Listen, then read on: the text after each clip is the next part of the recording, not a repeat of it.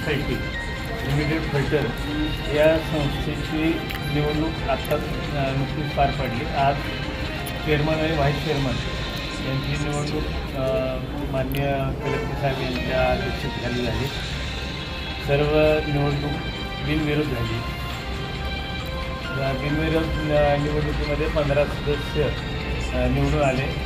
आज रोजी त्यापैकी चेअरमन म्हणून संजय श्रीरंग मोहोकर यांची बिनविरोध निवड झाली. त्याचप्रमाणे संजय मारुती पवार व्हाईस चेअरमन यांची बिनविरोध निवड झाली.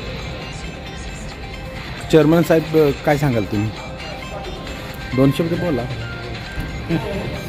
बोला बोला की मला सगळ्यांनी माझ्यावर तुमची बिनविरोध असते का इलेक्शन लागतं कधी? नाही, आजपर्यंत आमची बिनविरोध झाली. किती वर्ष झाली आता 2009 पासून आज संस्थेची स्थापना कधीची?